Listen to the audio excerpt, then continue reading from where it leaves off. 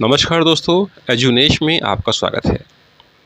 अगर आप यूपी में मास्टर बनने का सपना संजोए बैठे हैं और इसी आपने यूपी एलटी ग्रेड का परीक्षा फॉर्म भर दिया है और इसके साथ ही आपने एक नई पर जो भर्ती है प्रवक्ता परीक्षा वाली, आपने उसका फॉर्म भी भर दिया है या आप भरने जा रहे हैं। तो आज की ये खबर आपके लिए हो सकती है।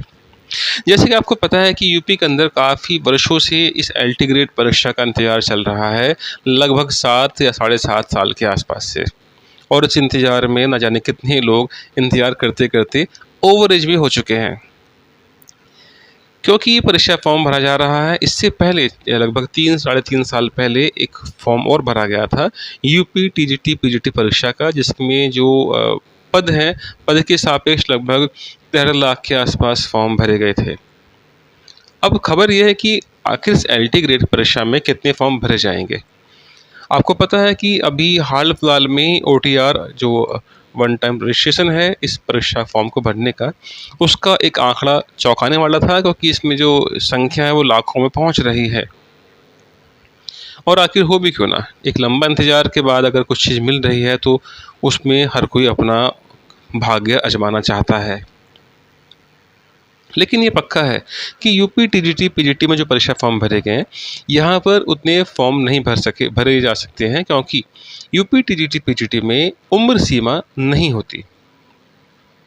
लेकिन अगर हम बात करते हैं एलटी की, तो यहाँ पर उम्र सीमा होती है 40 वर्ष सामान्य की पुरुष महिला, और आपकी ओबीसी की है 42 वर्ष पुरुष महिला, और आपकी एससी एसटी की है 45 वर्ष पुरुष महिला, और जो हैंडीकैप्ड हैं इनकी जो उम्र सीमा है या दिव्यांगों की जो उम्र सीमा है वो लगभग 55 वर्ष के आसपास है। तो यहाँ ये तो पक्का है कि इतने फॉर्म नहीं भरे जाएंगे। वो अलग बात है कि दूसरे राज्य के छात्र भी काफ़ी उत्साहित हैं इस परीक्षा फॉर्म को भरने के लिए। अभी बिहार में वैकेंसी निकली थी, तो बिहार में यूपी के छात्रों ने काफ़ी आवेदन किए थे और वहाँ पर नौकरी भी प्राप्त की है। लेकिन अभी बिहार में जो आपका डोमिसाइल नीति है वो लागू करने की बात कह दी है, तो यूपी में भी काफ़ी हाय हल्ला मचा है कि भाई यहाँ भी डोमिसाइल नीति लागू की जानी चाहिए। आखिर हमारे यहाँ भंडारा क्यों लगे। खैर, ये चीज़ तो गवर्नमेंट की, गवर्नमेंट कब तक करे। लेकिन अभी क्या था इसमें कि कल की तारीख में कोर्ट में एक केस दर्ज किया गया है छात्रों की तरफ से, और केस की जो मांग है बड़ी अलग है। छात्रों की मांग ये है कि जूनियर लेवल का जो टेट होता है, टेट या सी टेट, प्राइमरी होता है 1 से 5 और जूनियर होता है 6 से 8, तो इसको भी इस एलटी ग्रेड भर्ती में लागू किया जाए। एलटी ग्रेड भर्ती अगर हम देखें तो ये वास्तव में 9वीं और 10वीं कक्षा के लिए होती है, लेकिन वहाँ पर टीचर को पढ़ाना पड़ता है 6 से लेकर 10 तक। तो उसी क्रम में जूनियर की जो कक्षाएं हैं ये भी इसमें आ गई। और अगर आप जूनियर के लिए टीचर ले रहे हो तो यहाँ पर आपको टेट या सी टेट ज़रूर चाहिए। बहुत से राज्यों में यह नियम बहुत पुराना है और वहाँ पर वो इसको बहुत सख्ती से इसका पालन करते हैं। तो प्रतियोगी छात्रों की मांग थी और वो कल कोर्ट जा चुके हैं। उनका कहना यह है कि यहाँ भी आप टेट लागू कीजिए। हालांकि फ़ायदा बहुत है टेट का, लेकिन नुकसान भी है। नुकसान, पहली बात अगर हम इस भर्ती की करें तो ये जो भर्ती है आपकी, अगर ये लागू होता है तो ये अटक जाएगी।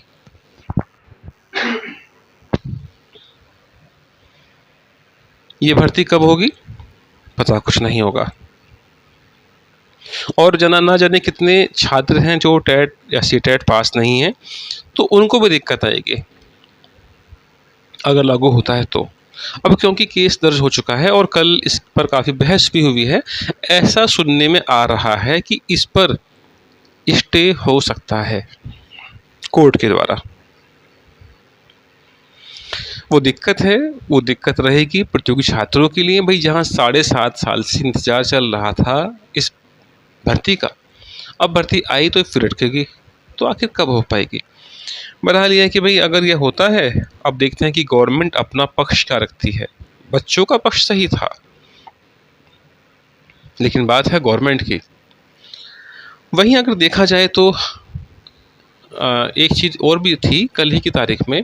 ऐसे छात्र जो नॉन बीएड हैं, तो उनको क्या था कि उनको प्रवक्ता के लिए अभी तक नॉन बीएड ही मांगते थे, खाली पीजी कर रखा है आपने, फॉर्म भर लोगे।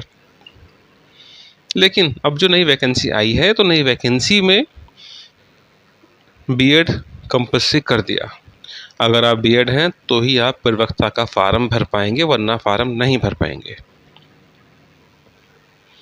तो ये केस भी इसका हो चुका है कल की तारीख में। और एक चीज़ और भी है भाई, क्योंकि ये भर्ती है आपकी 7 साढ़े 7 साल के आसपास बाद ही आई है, तो इसके इंतज़ार में काफ़ी सारे प्रतियोगी छात्र अपनी उम्र सीमा ख़त्म कर चुके हैं। भाई जाहिर सी बात है, कोई इंसान अगर उस समय 23 साल का था तो आज वो 30 साल का है, कोई अगर 33 का था तो आज वो 40 साल ऊपर कर चुका है। तो ये तो 7 साल का है। अगर कोई उस समय 40 साल का रहा होगा जो उसका इंतज़ार कर रहा था कि भाई भर्ती आएगी, तो वो 47 साल का हो चुका है।